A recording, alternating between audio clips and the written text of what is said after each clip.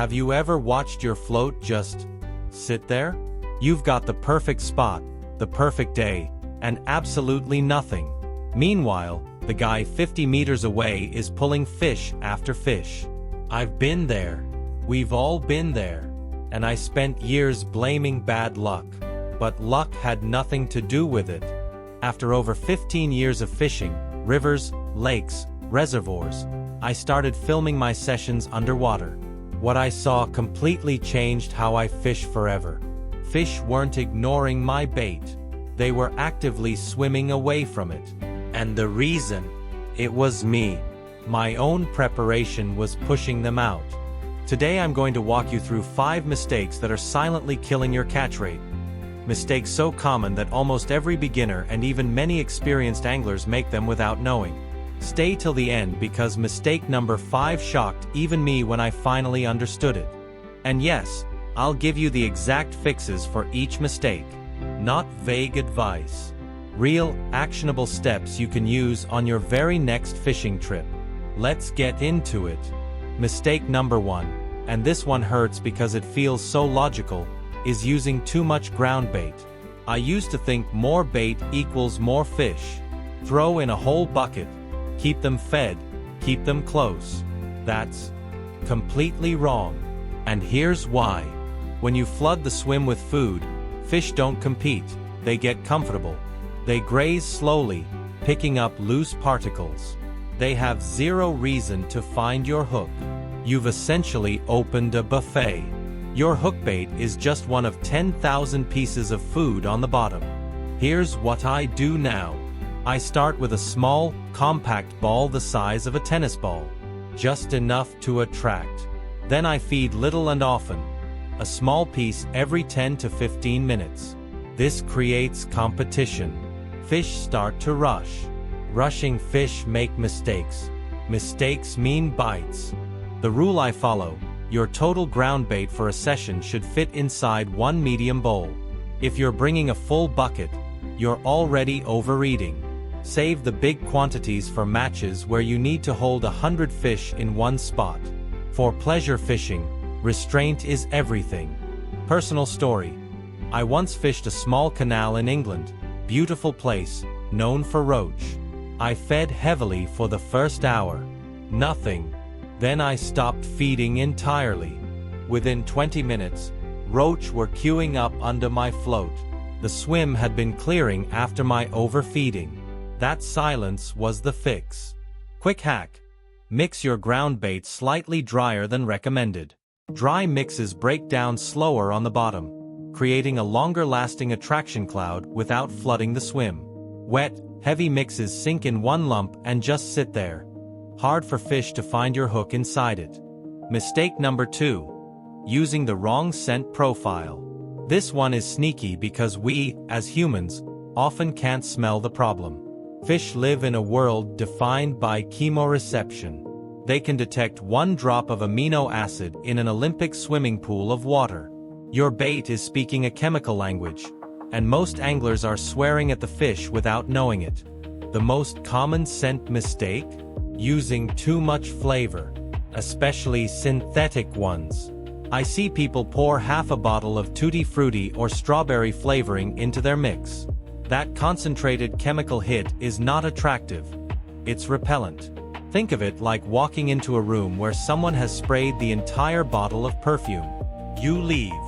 The sweet spot for liquid flavors is 5 to 10 milliliters per kilogram of base mix. That's it. 1 cap, not 5. And if you're fishing in cold water, below 10 degrees Celsius, cut that amount in half.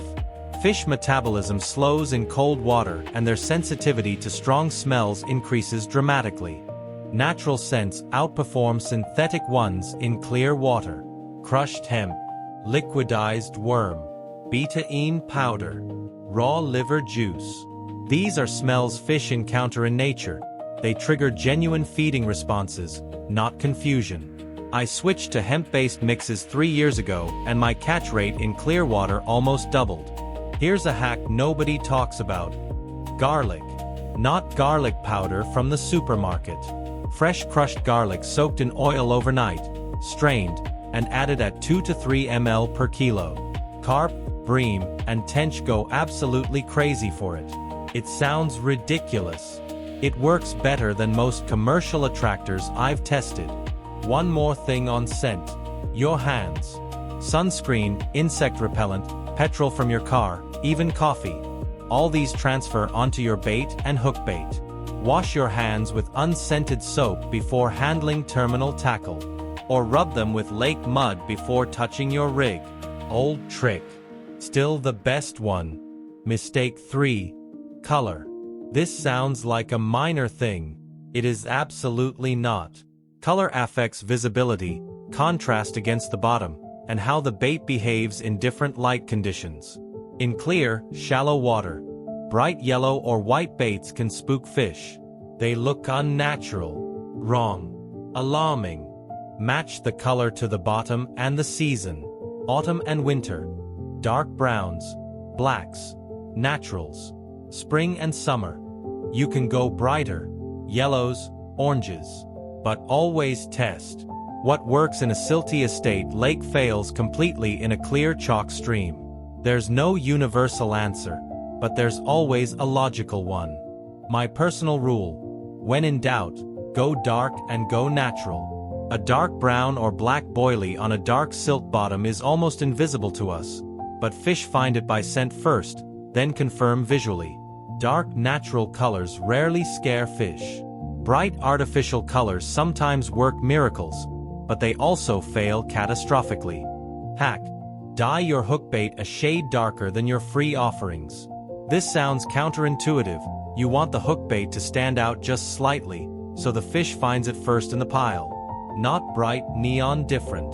Just one shade. The difference between finding the hook bait first and last is everything. Mistake 4 is about location, specifically baiting the wrong spot. Not wrong in the obvious way. Wrong in a subtle, underwater way. You can bait perfectly, but if you're baiting 2 meters to the left of where the fish are holding, you're feeding nobody. And they will never find you. Fish are creatures of structure. They hold near drop-offs, gravel bars, weed edges, sunken branches, and underwater plateaus. Before you ever cast, you need to map your swim. I use a marker float. I spend the first 15 minutes of every new session doing nothing but dragging a lead around to understand what's under the water. When I fish pressured waters, heavily fished commercial fisheries or popular reservoirs, I look for the spots other anglers don't bait. The margins at 45 degrees, not straight out. 2 rod lengths away from the obvious line. Fish learn. The classic spots become danger zones. The weird angles hold the big fish. Ground bait accuracy matters more than most people realize. If you're throwing by hand, every ball must land within a 1-meter circle. Use a throwing stick for particle baits. For close range, use a pole cup. 0 scatter, 0 noise. One bad throw that lands on your line will spook every fish in the swim. Seasonal location hack. In summer, fish the shade. Oxygen is highest in shaded, cooler water. The fish know this. In winter, fish the shallows in the afternoon when the sun has warmed them. I've caught my biggest winter carp in a swim so shallow I could see their backs. Everyone else was fishing deep and freezing. One thing I wish someone had told me early: walk the bank for 30 minutes before you set up. Watch the water. Look for fizzing bubbles from feeding fish, surface rolls, patches of colored water, birds diving. These signs tell you where the fish already are. Go to the fish. Don't try to bring them to you. Mistake 5 is the one that shocked me most when I truly understood it. It's timing. Not time of day. Everyone knows dawn and dusk are peak feeding times. I'm talking about the timing of your feeding relative to your fishing. The sequence matters enormously. Here's what most people do: arrive, set up, start fishing, feed as they go. Here's what works: arrive, feed, then wait 45 minutes before you even put a hook in. Let the bait do its job first. Fish need time to find the food, feel safe, and start competitive feeding. If you're there casting from minute 1, you're disrupting that whole process. I call this the Golden 45. Set your bait, walk away from the bank, have a coffee, let the swim settle. The vibrations of you setting up, walking on the bank, dropping gear, all of that travels through the water. Fish feel it through their lateral line and move away. 45 minutes of silence resets the swim. There's also the moon. I know it sounds mystical, but it's pure biology. The lunar cycle affects fish feeding behavior through gravitational pressure changes on water. Apps like Solunar Calendar or Fishing Forecaster have been eerily accurate for me. My best sessions almost always fall on major solunar periods.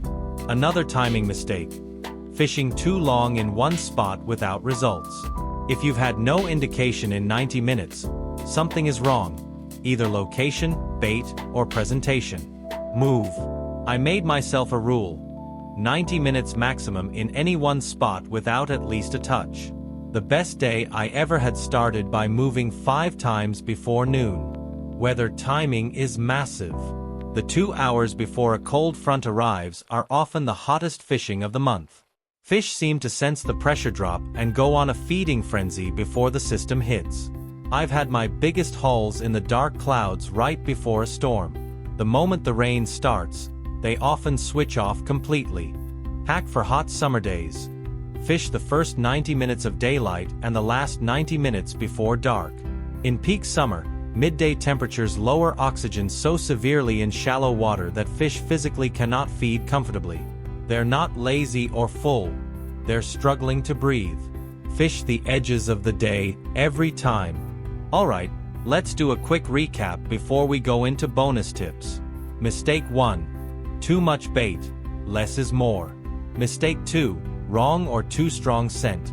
Go natural, go subtle. Mistake 3. Wrong color. Match the environment and season. Mistake 4. Wrong spot. Read the water before you bait it. Mistake 5. Wrong timing. Fish the fish, not the clock. Bonus tip 1. Hook sharpness. I test every single hook before it goes on the line by dragging it across my thumbnail. If it doesn't catch, it doesn't fish. A blunt hook on a perfect presentation is a wasted cast. I carry a small hook file and sharpen mid-session. Most people never do this. It's free. It catches fish. Bonus tip 2. Presentation. Your hookbait should behave exactly like your free offerings. Same size, same shape, same buoyancy if possible. If your ground bait sinks but your hookbait floats up, fish see it. I match my hookbait weight with a small piece of putty on the line. It takes 30 seconds and changes everything. Bonus tip 3. Silence is a weapon. Talking loudly, playing music, stomping on the bank, dropping your tackle box. Fish hear and feel all of it through vibration. The best anglers I know move in slow motion near the water. They sit further back. They lower gear instead of dropping it. They catch more. Coincidence? No. Bonus tip 4. Keep a log. After every session, write down weather, temperature, bait used, quantity, timing, what worked, what didn't. I've been doing this for 8 years. It's the single biggest reason my catch rate keeps improving. Patterns emerge that no fishing book can teach you because they're specific to your waters. Fishing is a conversation with the water. Every mistake you eliminate brings you one step closer to reading that conversation fluently. The fish aren't your enemy. They're just honest. They respond to what is, not what you wish was there. Fix the signals you're sending, and they'll come to you. Every single time. If this video helped you, and I genuinely hope it did, do me one small favor. Hit that like button and subscribe to the channel. Not just for me, for your fishing luck. I'm not joking. Every angler who subscribed and liked this video has reported better sessions. The algorithm gods reward the faithful. Good luck on the water. I'll see you at the next one.